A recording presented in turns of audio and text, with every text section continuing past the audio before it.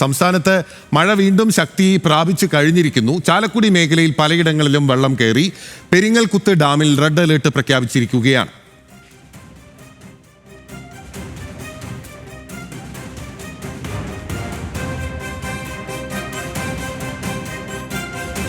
Complete ഈ എലിഞ്ഞിപ്പുറയെന്ന് കൂടപ്പുഴ വർക്ക്ഷോപ്പിൽ നിന്ന് വരുന്ന ഓയിലാണ്. ഈ കംപ്ലീറ്റ് വരുന്നത് നമ്മുടെ കിണറ്റിലേക്കാണ്. നമ്മളെപ്പോലുള്ള ഈ സാധാരണക്കാർക്ക് ഈ സാധനം വെച്ചിട്ട് നമുക്ക് കിണറ്റിൽ വെള്ളം കുടിക്കാൻ പറ്റാത്ത ഒരു അവസ്ഥയാണ്. നമുക്ക് ഈ വെള്ളപ്പൊക്കത്തിൽ ഒരു 3 ദിവസം 4 ദിവസം പേടിച്ചിട്ട് ഇരിക്കാൻ പറ്റാവുന്ന ഒരു അവസ്ഥ ഉണ്ടെന്ന് ഇല്ലയെന്ന് ഞാൻ പറയണില്ലേ. പക്ഷെ ഇങ്ങനെ കൂടി ഒരു അവസ്ഥ വന്നു കഴിഞ്ഞാൽ നമ്മൾ എന്ത് ചെയ്യാൻ പറ്റും? ആലുവയിൽ ഇന്നലെ രാത്രി തുടങ്ങിയ മഴ ഇപ്പോഴും തുടരുകയാണ്. കോഴിക്കോട് ജില്ലയിൽ ഇന്നലെ പെയ്ത മഴയിൽ ചാലിയാറും ഇരുവഴഞ്ഞിപ്പുഴയും മാമ്പുഴയും കരകവിഞ്ഞു. നാദാപുരത്ത് വിവിധയിടങ്ങളിൽ കനത്ത മഴയിലും കാറ്റിലും വീടുകൾക്ക് നാശനഷ്ടം ഉണ്ടായിരിക്കുന്നു. വളരെ വിശദമായി തന്നെ വിവിധ മേഖലകളിൽ നിന്ന് നമുക്ക് തത്സമയ വിവരങ്ങൾ തേടാം. എറണാകുളത്ത് നിന്ന് സഹിൻ ആന്റണി, കോഴിക്കോട് നാനൽക്ക സെയ്ദ്, തൃശ്ശൂരിൽ നിന്ന് ആസിഫ് മുഹമ്മദ് എന്നിവരാണ് നമുക്കൊപ്പം ചേരുന്നത്. ആദ്യം ആസിഫ് മുഹമ്മദിലേക്കാണ്. ആസിഫ്, അവിടെ ആ ചേട്ടന്റെ ബൈറ്റ് നമ്മൾ കേട്ടിരിക്കുന്നു. വലിയ ദുരിതത്തിലാണ് മനുഷ്യരെല്ലാം തന്നെ. ഇപ്പോൾ ആസിഫ് ഒരു മുട്ടോളം വെള്ളമുള്ള സ്ഥലത്താണ് എന്ന് പറയുന്നു. എവിടെയാണ് ആസിഫ്? ഇപ്പോൾ മഴ എന്താണ്, എങ്ങനെയുണ്ട്?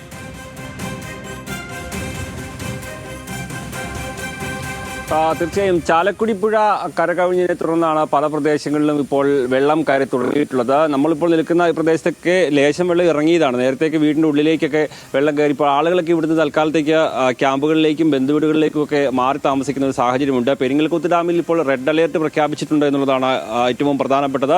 അങ്ങനെ ഡാം തുറക്കുന്ന ഒരു സാഹചര്യം വന്നാൽ ഇവിടെ വീണ്ടും വലിയ രീതിയിൽ വെള്ളം കയറുന്നതിലേക്ക് അടക്കം കാര്യങ്ങൾ എത്തുമെന്നാണ് നമുക്ക് മനസ്സിലാക്കാൻ കഴിയുന്നത്. ഇപ്പോൾ നമ്മളോടൊപ്പം ഇവിടുത്തെ വാർഡ് മെമ്പർ കൂടി ചേരുന്നുണ്ട്. അപ്പോൾ അദ്ദേഹത്തിന് ഇവിടുത്തെ കാര്യങ്ങളൊന്ന് വിശദീകരിക്കാൻ കഴിയും. ഇപ്പോഴുള്ള എനിക്ക് തോന്നുന്നു കുറച്ച് വെള്ളം കുറഞ്ഞതാണല്ലോ. ഇപ്പോൾ കുറച്ച് വെള്ളം കുറഞ്ഞിരിക്കുകയാണ്. ഇതിലും കൂടുതൽ വെള്ളം ഇവിടെ ഉണ്ടായിരുന്നു.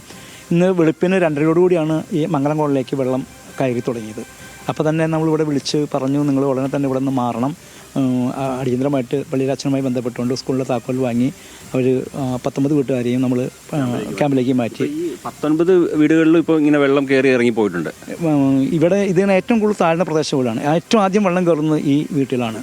അപ്പോൾ ഈ ആ റോഡുകളിലൊക്കെ വെള്ളം ഉണ്ടായിരുന്നു. അപ്പോൾ പിന്നെ വെള്ളത്തെ നമുക്ക് അങ്ങനെ പിടിച്ചേക്കാൻ പറ്റില്ല. വെള്ളം കുറയുന്ന പ്രതീക്ഷിക്കാൻ സാധിക്കില്ല. എപ്പോഴാണ് വെള്ളം കൂടുതലെന്ന് പറയാനും പറ്റില്ല. അതുകൊണ്ട് വളരെ അടിയന്തരമായിട്ട് അവരെ 55 പേരും ഇപ്പോൾ ക്യാമ്പിൽ സന്നിഹിതരാണ്. ഇപ്പോൾ ഈ സ്വാഭാവികമായിട്ട് ചാലക്കുടി പുഴയിൽ ഇനിയും വെള്ളം പെരിങ്ങൽകുത്ത് തുറന്നാൽ കൂടാനുള്ളൊരു സാധ്യത ഉണ്ടല്ലേ? അങ്ങനെയല്ലേ അവിടുത്തെ ഒരു പ്രശ്നം? തീർച്ചയായിട്ടും. അതായത് ചാലക്കുടി പുഴയിലെ വെള്ളം വീറുന്നതിനനുസരിച്ച് 2 തോടുകളുമായി കണക്ട് ചെയ്യുന്ന ഈ ഭാഗത്തേക്ക് ആ തോടുകളിലൂടെ വെള്ളം അടിച്ചു കയറിക്കൊണ്ടാണ് ഈ പ്രദേശം മുഴുവൻ മുങ്ങുന്നത്.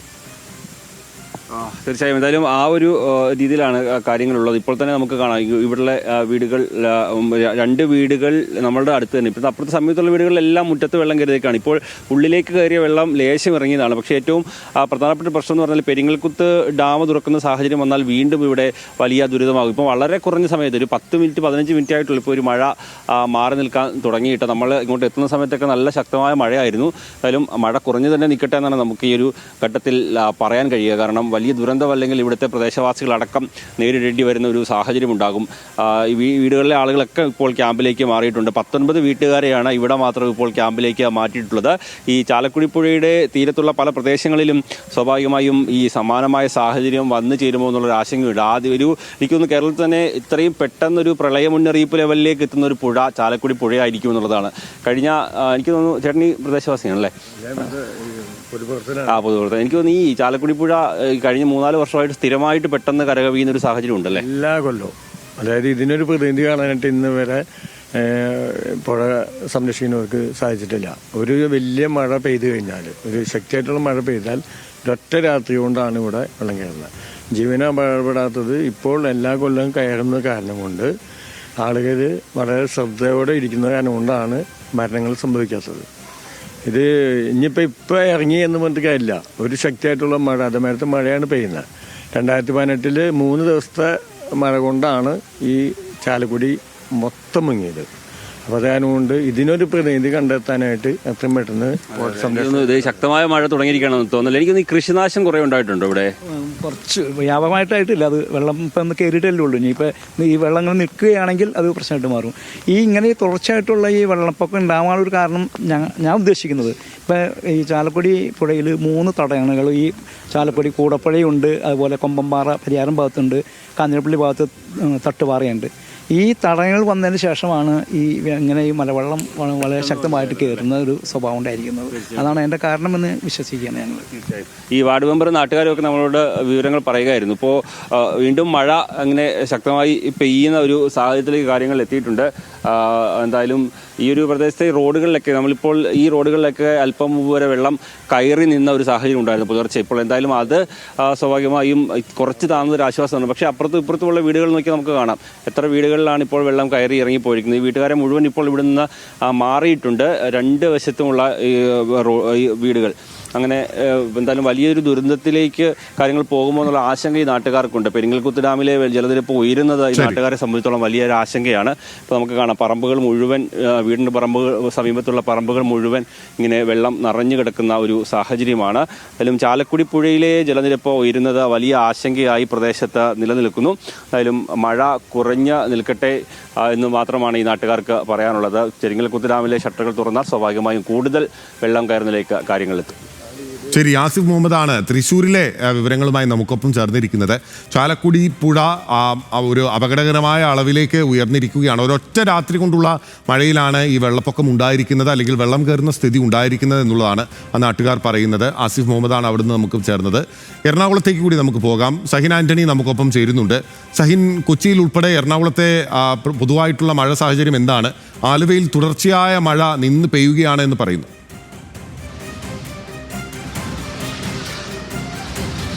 തീർച്ചയായിട്ടും പിന്നില്ല. അതായത് ആലുവയിൽ ഇന്നലെ മുതൽ തന്നെ ശക്തമായ മഴയുണ്ട്. പെരിയാറിന്റെ തീരങ്ങൾ ഒഴുകാൻ തുടങ്ങി.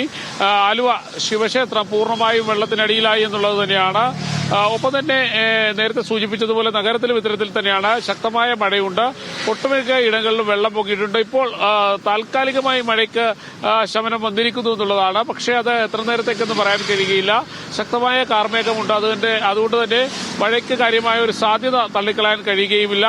എന്തായാലും നഗരത്തിലടക്കം വെള്ളക്കെട്ട് പിടിപെട്ടിട്ടുണ്ട്. അതുകൊണ്ട് തന്നെ അത് ജനജീവിതത്തെ ദുസ്സഹമായി ബാധിച്ചിട്ടുമുണ്ട്. പിന്നില്ല ഓക്കെ, ജനജീവിതത്തെ ദുസ്സഹമായി ബാധിച്ചിരിക്കുകയാണ്. ആലുവ ശിവക്ഷേത്രത്തിൽ പൂർണ്ണമായി അത് വെള്ളം കയറിക്കഴിഞ്ഞിരിക്കുകയാണ്, വെള്ളത്തിൽ മുങ്ങിയിരിക്കുകയാണ്. ഒപ്പം ആലുവയിൽ ശക്തമായ മഴയുണ്ട്. പെരിയാറിന് തീരത്തുള്ളവർക്ക് ജാഗ്രതാ നിർദ്ദേശം ഉണ്ട്. നമുക്ക് കോഴിക്കോട്ടേക്ക് കൂടി പോകേണ്ടിയിരിക്കുന്നു. അനൽക്ക, കോഴിക്കോട്ടെ സാഹചര്യം എന്താണ്? അവിടെ ഇടവിട്ട് ശക്തമായ മഴ പലയിടത്തും പെയ്യുന്നുണ്ട്. മലയോര മേഖലകളിലാണ് കൂടുതൽ മഴ ഉള്ളത് എന്നുള്ളതാണ് ആ കോപ്പി വായിക്കുമ്പോൾ നമുക്ക് മനസ്സിലാക്കാനാകുന്നത്. പല പുഴകളും ജലനിരപ്പ് കാര്യമായ രീതിയിൽ ഉയർന്നിരിക്കുന്നുണ്ട് അല്ലേ അനൽക്ക?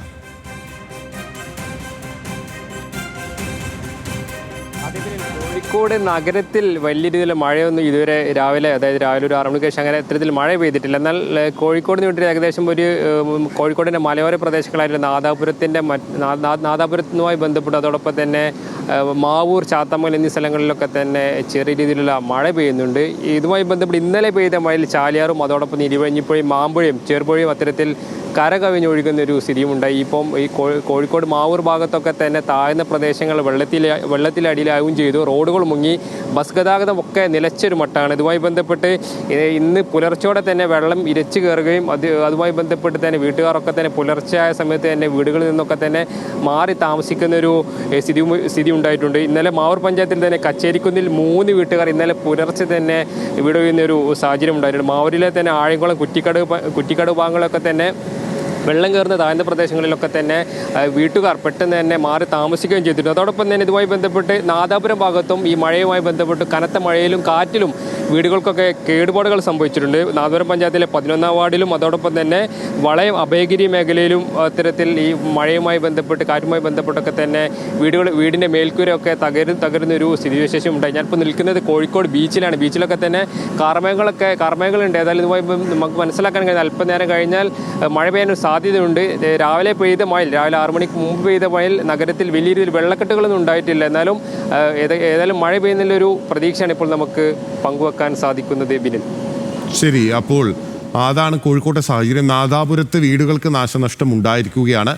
ഇരുവഴഞ്ഞി, കുന്തിപ്പുഴ ഉൾപ്പെടെയുള്ള പല പുഴകളും കരകവിയുന്ന ഒരു സാഹചര്യവും പശ്ചാത്തലവും ഉണ്ട് എന്നുള്ളതാണ് അനൽക സെയ്ദും റിപ്പോർട്ട് ചെയ്യുന്നത്. കോഴിക്കോട് നിന്ന് അനൽക സെയ്ദിനൊപ്പം തന്നെ എറണാകുളത്ത് നിന്ന് സഹിൻ ആന്റണി, തൃശ്ശൂരിൽ നാസിഫ് മുഹമ്മദ് എന്നിവരാണ് തത്സമയ വിവരങ്ങളുമായി നമുക്കൊപ്പം ചേർന്നത്.